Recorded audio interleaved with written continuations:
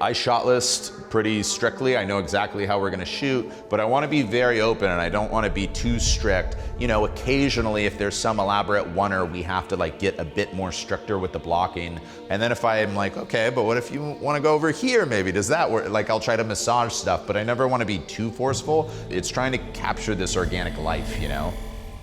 For this movie, I think a trick in the edit was the first half of the film, just making sure it wasn't overstaying its welcome, like really get an audience in and take off. The second half of the film was never an issue, but that first half, because I had these long, elaborate oneers, like this elaborate 12-minute oneer of like Abel backstage, and then a long, elaborate one of Jenna in the house. You know, the filmmaker in me was like, you could never cut up the oneers, they're perfect. But then realizing some specific cuts could interlink the two in a really beautiful way that not only helps pace, but feels more spiritually connected to kind of what I'm trying to convey of Jenna's world and how it fits with Abel and his headspace.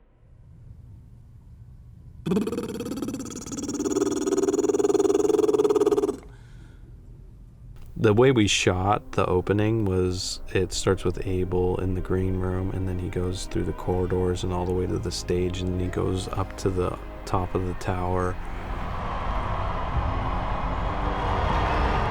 soaks in the glory up there, and then comes down and enters the stage and starts the song, and all the way to the end, I think the lights fade. That was all shot as if it was a single shot. And so we had, I think, 2 stitches in there.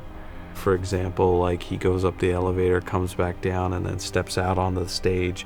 Like right before he steps out, we need it to go totally black, so that if we like take 3 or take 4, Trey can marry them, but only in the black. We use that trick a lot. Even you can see it when Jenna goes outside the house.